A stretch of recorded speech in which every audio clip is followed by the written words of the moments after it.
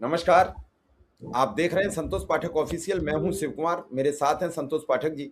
संतोष जी का बहुत बहुत स्वागत, बहुत बहुत अभिनंदन। बहुत बहुत धन्यवाद शिव जी। तमाम दर्शकों को नमस्कार। और अयोध्या की धरती से योगी आदित्यनाथ ने शंखनाद, जाहिर सी बात है कि इस शंखनाद का जो असर है शिव जी, वो उन लोगों पर पड़ना चाहिए जिन्होंने भगवान राम की अमानत के साथ खिलवाड़ किया है। ये बात बिल्कुल सही है।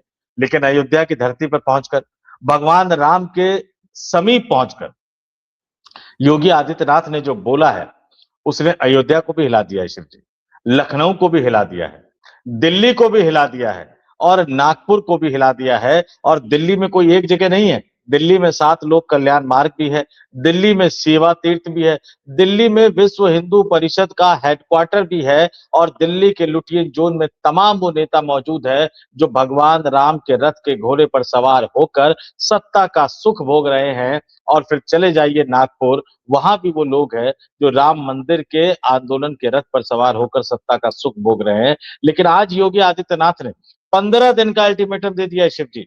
15 दिन का अल्टीमेटम देकर योगी आदित्यनाथ ने यह स्पष्ट कर दिया है कि इस्तीफा तो देना पड़ेगा, विदा तो होना पड़ेगा, इज्जत के साथ विदा हो जाओ। अभी विदा हो जाओगे, इस्तीफा दे दोगे तो शायद फंसने की नौबत नहीं आएगी। लेकिन अगर अड़ना चाहोगे, लड़ना चाहोगे, कुर्सी पर फेविकोल के जोड़ के साथ चिपके रहना चाहोगे, कुर्सी का मोह नहीं छोड़ पाओगे, तो हो सकता है कि आगे आपको वहां जाना पड़े जहां श्री कृष्ण के माता पिता वर्षों तक रहे हैं। यानी सीधे तौर पर मैं कहूं तो जेल की यात्रा करनी पड़ सकती है।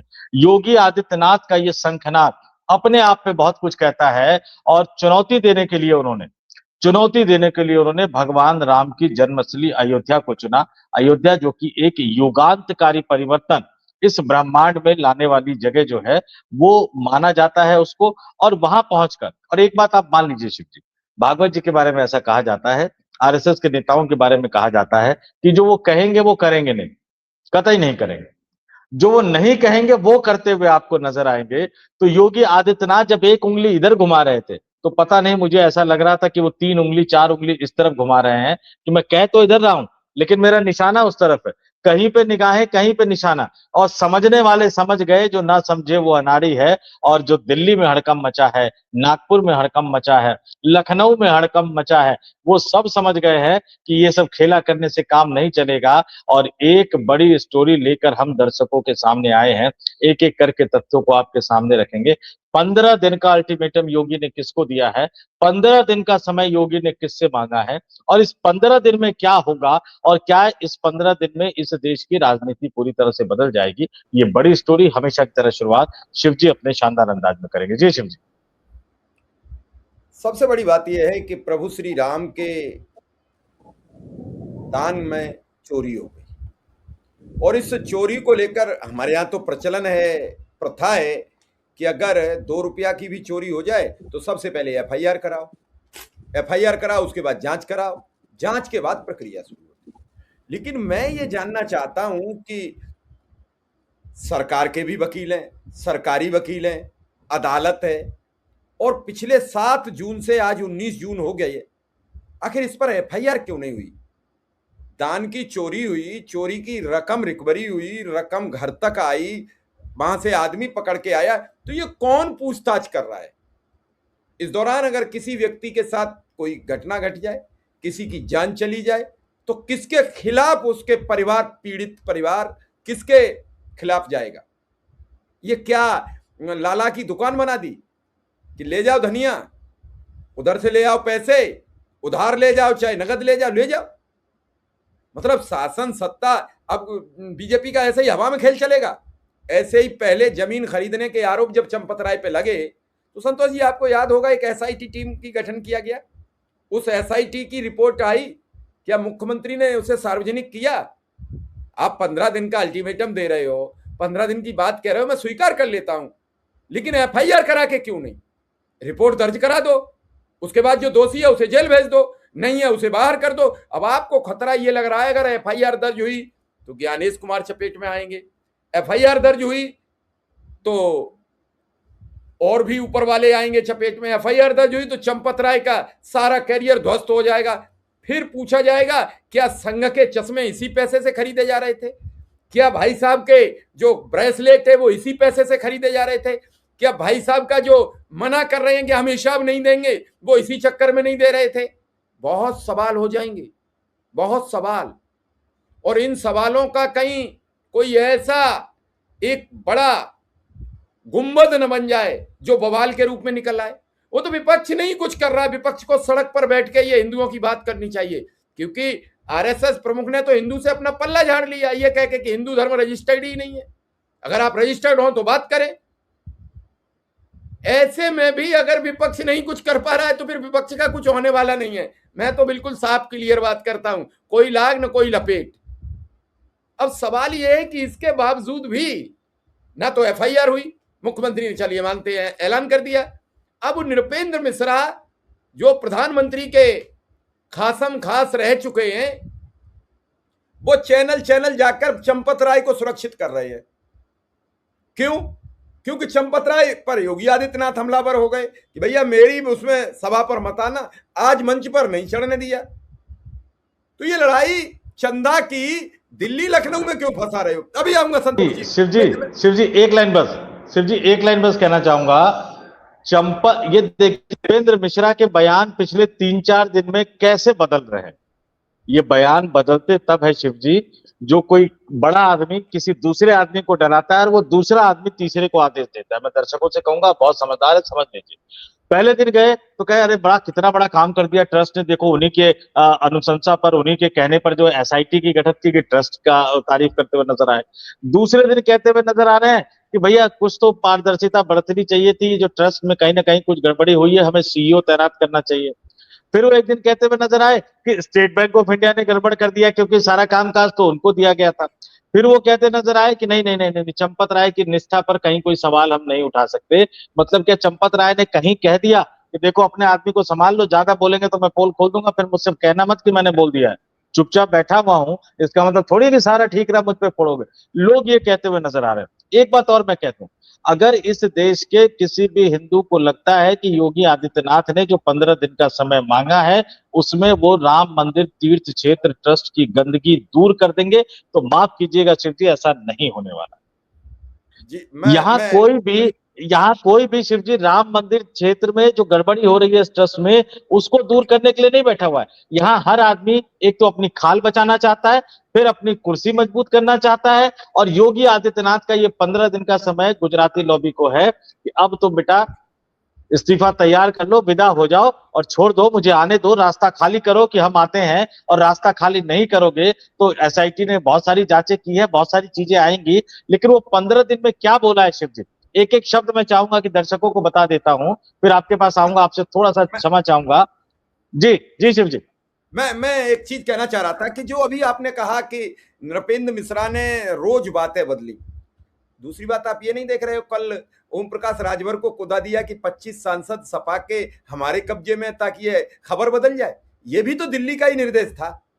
और शाम को उनका बेटा एक चैनल पर फंस गया। भाई ब्रजेश मिश्रा अच्छे पत्रकार हैं, वर्षों से काम कर रहे हैं, उन्हें ये पता है कि कौन सा विधायक किसके संपर्क में है और कौन सा विधायक कहां जाएगा और कितना उसके पेट में आंत है, कितना घी हजम कर सकता है, कितना वो मिठाई खा सकता है, एक एक चीज पता है। तो उन्होंने उससे सवाल लाइव में पूछ लिया कि तुम्हारे विधायक कितने? उसने कहा 7। उन्होंने कहा नहीं, एक एमएलसी है उसे अलग करो, पहले 6 विधायक पे आओ। उन्होंने कहा 3 विधायक तो तुम्हारे पिछले जब से चुनाव हुआ तब से आज तक उन्होंने सपा का झंडा ही नहीं गाड़ी से उतारा है, 3 अलग कर दो। और चौथे विधायक अब्बास अंसारी जो तुम्हारा झंडा जब से जमानत पे आए हैं तब से उन्होंने उतार के रख दिया, लगाते नहीं है। तो तुम्हारे पास तो 2 विधायक रह गए, यानी 2/3 तो तुम्हारे जा रहे हैं। तब से ये खबर बैक पे चली गई। अब वो क्या करें? संजय निषाद उतारे गए, केशव प्रसाद मौर्य उतारे गए। ग्रुप देखिए, ये सभी कौन है? जो दिल्ली से संचालित है। ये सभी कौन है? जो दिल्ली से संचालित है। वो सपा पर टूट बता रहे हैं सिर्फ इसलिए कि राम मंदिर की खबर रुक जाए, छवि बच जाए केंद्र की भी और राज्य की भी। अगर ये खबर और बढ़ी तो संतोष जी न दिल्ली बचेगी और न लखनऊ बचेगा। और शिवजी ने नागपुर बचेगा, इसमें कोई नहीं बचेगा। नागपुर को हम कभी नाकलन नहीं करते। नागपुर राजनीति में जीरो है। और आपने जो ओम प्रकाश राजभर वाला जिक्र किया, बिल्कुल सही पकड़ लिया आपने। हाँ, मुझे दुख इस बात का है कि गुजराती लॉबी ने केशव प्रसाद मौर्य जैसे नेता को भी ओम प्रकाश राजभर और संजय निषाद के लेवल पर उतार दिया। केशव प्रसाद तो योगी से मुकाबला कर रहे थे ना, और वो राजभर और निषाद के लेवल पे उतर गए हैं। मुझे दुख इस बात का है कि नेता का कद कैसे घटाया जाता है। देखिए, नेता में और मस्खरेपन में फर्क होता है शिव जी। नेता और मस्खरेपन में फर्क होता है। दिक्कत यह है कि यूपी की राजनीति में हम माने या ना माने, अखिलेश यादव भी धीरे धीरे उसी की तरफ बढ़ते चले जा रहे हैं। पत्रकारों को अड़काना, पत्रकारों से उनकी जाति पूछना, फिर पीडीए की बात करना, खैर उनकी मर्जी है, लेकिन हम अपने मुद्दे पर टिके रहते हैं। दर्शकों के लिए जानना बहुत जरूरी है, उन्होंने क्या कहा। योगी आदित्यनाथ ने कहा कि अगर किसी के पास कोई प्रूफ है तो उसे एसआईटी को दे दो। ये पिटारा खोल दिया है शिव जी। प्रूफ बहुतों के पास है अयोध्या में, बहुतों के पास प्रूफ है। कोई कह रहा है मेरे पास कॉल रिकॉर्डिंग है कि मिश्रा जी इतना लेते थे, कोई कहता है कि भैया जी ही देखते थे, कोई कह रहा है कि भाई साहब ही देखते हैं। अब तो ये भी नजर आ रहा है कि पैसा ही नहीं, जो सोने चांदी, और इस बीच में सोना का दाम कितना बढ़ा है शिव जी, ध्यान आया आपको? गजब बिल्कुल। भागा था ना सोने का दाम। हम्म। जो सोना चांदी का चढ़ावा चढ़ाया गया वो भी गायब है। तो मुझे लग रहा है कि कहीं ऐसा ना हो कि हजारों करोड़ रुपए का मामला हो जाए। बोफोर्स तो घोटाला जो शिवजी, जिसमें राजीव गांधी की सत्ता चली गई थी, सिर्फ 64 करोड़ का घोटाला था। यहाँ तो लग रहा है कि कई हजार करोड़ का मामला बन सकता है। तो योगी आदित्यनाथ ने कहा कि अगर कोई प्रूफ है तो उसे एसआईटी को दे दे। राम भक्तों से अपील है कि प्रभु श्री राम ने मर्यादा का पाठ पढ़ाया है, 500 वर्षों तक राम मंदिर के लिए संघर्ष किया है, 15 दिन और देख लो और इंतजार कर लो। यानी 15 दिन में दूध का दूध पानी का पानी हो जाएगा। चिंता मत करो, अयोध्या को बदनाम करने वालों के बहकावे में ना आए, धाम को बदनाम ना करे। अगर कोई अपराधी है, वह कोई भी होगा, ध्यान से सुने दर्शक, ये कह रहे हैं योगी आदित्यनाथ कि अगर चोरी की किसी ने, लूटमार डकैती की, भगवान राम की अमानत को लूटा, तो वो कोई भी होगा, किसी भी स्तर का व्यक्ति होगा, बचेगा नहीं। यह सुनिश्चित है। सिर्फ और सिर्फ 15 दिन का समय दो। यानी क्या, सिर्फ और सिर्फ 15 दिन का समय है चंपत राय के पास, ये बताने के लिए कि असली खेला किसका है। उनके करीबियों ने उनको धोखा दिया, आखिर किसके कहने पर उन्होंने आंखें मूंद रखी, और क्या इसका मामले का तार दिल्ली तक जुड़ता है? क्योंकि बृजभूषण शरण सिंह हो या विनय कटियार हो, दोनों ही राम मंदिर आंदोलन में सक्रिय रहे हैं। उन दोनों के बयानों का इशारा तो कहीं और जाता है। मुरली मनोहर जोशी की एंट्री बताती है कि कहीं ना कहीं दिल्ली दरबार इसमें जुड़ा हुआ है। इसलिए ये चिंता, इसलिए ये दिक्कत, इसलिए ये परेशानी जो है, क्या वो दिल्ली दरबार की खड़ी हो रही है। और एक बात मैं और सीधे तौर पर मैं कह दूं, राष्ट्रीय स्वयंसेवक संघ इस देश की राजनीति में वाकई कोई वजूद नहीं रखता अगर सरदार वल्लभ भाई पटेल द्वारा थोपी गई शर्त को, लगाई गई शर्त को, जिसको उस समय गुरुजी ने माना था, आरएसएस वालों ने, जो उनका भगवान माना जाता है, अगर अमित शाह बतौर गृह मंत्री ढंग से लागू करवा पाते तो। अब आरएसएस तो हर चीज में इन्वॉल्व है, जहां चुनाव वहां आरएसएस, जहां जहां बीजेपी कमजोर वहां वहां भागवत, जहां बीजेपी में लड़ाई वहां वहां भागवत। 2009 से लेकर 2026 तक भागवत किस तरह से भाजपा को चलाने की कोशिश करते हुए नजर आए। आडवाणी को घर बिठाया, नितिन गडकरी को लेकर आए, नितिन गडकरी फंसे तो उनका साथ छोड़ा, मनोहर पारिकर पे दाव लगाया, मनोहर पारिकर को फंसा दिया आडवाणी की लॉबी ने, आडवाणी के प्रेशर में मनोहर पारिकर को किनारे कर दिया, और फिर नरेंद्र मोदी पर दाव लगाया, और उसके बाद सब कुछ बम बम गोपाल चल रहा है। मोदी भी खुश है, भागवत भी खुश है, ये अपने सत्ता में खुश है, वो सुरक्षा और जो उनको भाव मिल रहा है उसमें बहुत ज्यादा खुश है। लेकिन उसी बीच ये अयोध्या का मामला सामने आ गया, सारे के सारे इक्वेशन गड़बड़ा गए। और सीधे तौर पर मानिए, किसने चोरी की आज की तारीख में नहीं कहा जा सकता, लेकिन किस किस ने आंख बंद की आज की तारीख में जरूर कहा जा सकता है। शिव जी, कल हमने विस्तार से बताया था कि प्रधानमंत्री मोदी को ऐसे अधिकारियों से लगाव क्यों है जो अक्षम है। शिव जी, मैं तो सीधे कहता हूं, आप कांग्रेस को गाली दोगे, आप समाजवादी पार्टी को गाली दोगे, लेकिन कांग्रेस और समाजवादी पार्टी के चहेते अधिकारी को ही क्यों रखोगे? अब डोभाल साहब क्या है, क्या कैरियर रहा है उनका, जासूस के तौर पर क्या कैरियर रहा है उनको, और पिछले 12 सालों में देश की सुरक्षा को कहां से कहां तक पहुंचा दिया। अभी एक वीडियो वायरल हो रहा था, वो ज्योतिरादित्य सिंधिया का कोई प्रोग्राम था, 3 सीढ़ी चटनी थी, वो भी डोभाल साहब नहीं सही से नहीं चट पा रहे थे। और मैं चूंकि बीजेपी कवर करता रहा हूं, मैं जानता हूं कि पीएम के सामने डोभाल साहब कितनी डिग्री झुक कर खड़े होते हैं। तो क्या इतने बुजुर्ग राष्ट्रीय सुरक्षा सलाहकार की भारत को जरूरत है? अब आ जाइए नृपेंद्र मिश्रा पर। प्रधानमंत्री बनते ही मोदी साहब से उम्मीद तो कुछ और थी। पहला वो अध्यादेश देते हुए नजर आते हैं, सारा दायित्व वो नृपेंद्र मिश्रा को देते हुए नजर आते हैं, और आज की तारीख में कोई भाजपाई उनको नहीं बचा रहा है। नृपेंद्र मिश्रा टीवी घूमकर उनको बचाने की कोशिश कर रहे हैं। नृपेंद्र मिश्रा की सारी कोशिशों पर शिव जी, चंपत राय की सारी चुप्पी पर, मिश्रा की सारी चुप्पी पर, विश्व हिंदू परिषद के नेताओं की चुप्पी पर, ब्रजभूषण शरण सिंह और विनय कटियार की चुप्पी पर, मोहन भागवत की चुप्पी पर, इन सबके खेले पर योगी आदित्यनाथ के इस 15 दिन के बयान ने पूरी तरह से पानी फेर दिया है। अब इस देश का हिंदू समाज 15 दिन तो इंतजार कर लेगा शिव जी, मैं सीधे तौर पर कहता हूं, लेकिन 15 दिन बाद देखना होगा कि दिल्ली से विदाई होती है, कि चंपत राय इस्तीफा देके वनवास में चले जाते हैं, मिश्रा की विदाई होती है, क्या इस ट्रस्ट का गठन फिर से होता है। और मैं एक बार फिर कहता हूं, ये लोग नेहरू जी को गरियाते रहते हैं ना, नेहरू जी के लोकतंत्र की वजह से नरेंद्र मोदी प्रधानमंत्री है। नेहरू है तो संसद, नेहरू ने लोकतंत्र दिया, और मोदी ने क्या दिया, एक एनटीए जैसी संस्था, एनटीए सोसाइटी एक्ट में रजिस्ट्रेशन हो रहा है, हुआ है, जो लाखों छात्रों के भविष्य से खिलवाड़ कर रही है।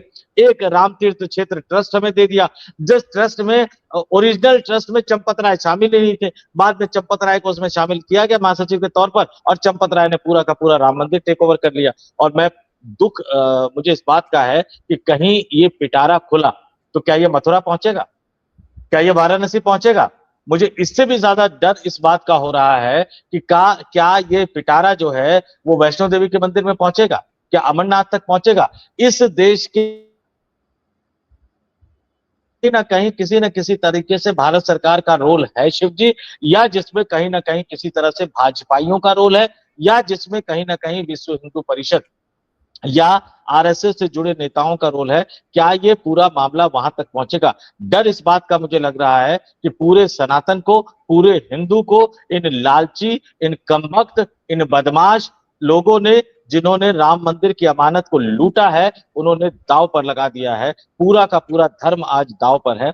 भागवत कह रहे हैं कि हिंदू धर्म का रजिस्ट्रेशन नहीं है, इसलिए आरएसएस का भी नहीं है। शर्म उनको आएगी नहीं, लेकिन इस देश के सनातन प्रेमियों को शर्म आ रही है। जाइए सोशल मीडिया पर शिव जी, मैंने आपसे 3 दिन पहले कहा था कि आज जितना गुस्सा आरएसएस को लेकर इस देश के युवाओं में है, उतना गुस्सा किसी में नहीं है।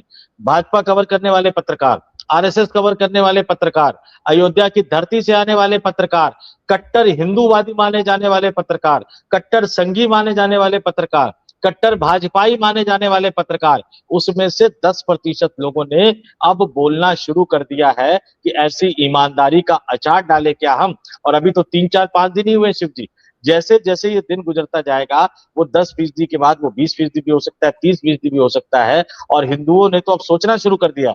एक दौर था शिव जी, 12 13 14 15 16 तक, नोटबंदी से पहले तक, आप मेट्रो में चले जाइए, आप बस में चले जाइए, आप मोदी की आलोचना करके देखिए, लोग घेर लेते थे आपको। आज मोदी की आलोचना करके देखिए, कोई विरोध नहीं करेगा। मोदी का चमत्कारिक नेतृत्व अब खत्म हो चुका है, मोदी की छवि तार तार हो चुकी है, और योगी एक नए योद्धा के रूप में, नए नेता के रूप में उभरने की कोशिश कर रहे हैं। लेकिन इस्तीफा क्या सिर्फ चंपत राय तक सीमित होगा। अगर योगी एक बड़े हिंदूवादी नेता के तौर पर उभरने की कोशिश कर रहे हैं शिव जी, तो वो कुर्सी किसकी खाएंगे। और अगर वो बड़े नेता बन रहे हैं तो क्या यूपी के मुख्यमंत्री बने रहने के लिए बन रहे हैं क्या शिव जी। क्या 15 दिन का समय उन्होंने सिर्फ यूपी के सीएम बनने के लिए लिया है। जाहिर सी बात है कि उनकी नजर एक बड़ी कुर्सी पर है, क्योंकि भैया सेवा तो वो भी करना चाहते हैं। यहाँ तो सेवा करने के लिए लोग दल तक बदल देते बेचारे, ये सब विपक्षी सांसद टूट के जा रहे हैं क्योंकि मजबूर है, सेवा करना चाहते हैं वो भी सेवा करना चाहते हैं, लेकिन अब छोटी कुर्सी पर नहीं, बड़ी कुर्सी पर बैठकर करना चाहते हैं। और इसलिए मैंने कहा कि लखनऊ भी हिला है, अयोध्या भी हिला है, दिल्ली भी हिला है, दिल्ली में तो कई सेंटर हिले हैं, और नागपुर भी हिला हुआ है, और प्रधानमंत्री बनने का सपना देखने वाले अन्य कई नेता भी हिले हुए हैं शिव जी। चलिए अब देखते हैं कौन कौन हिलेगा। 15 दिन इंतजार करना पड़ेगा, 15 दिन सुननी पड़ेगी, समझनी पड़ेगी, और 15 दिन बाद लखनऊ से दिल्ली तक किस किस की कुर्सी हिलेगी। अब लड़ाई आमने सामने होगी, अब पीछे से बाहर नहीं होगा। और इस आमने सामने की लड़ाई में कौन कौन योद्धा घायल होंगे, किस किस योद्धा के पर कतरे जाएंगे, कौन उड़ पाएगा, कौन पंख विहीन होगा, इसका हमें इंतजार रहेगा। फिलहाल इस कार्यक्रम को यहीं विराम देंगे। संतोष जी का बहुत बहुत आभार, बहुत बहुत धन्यवाद।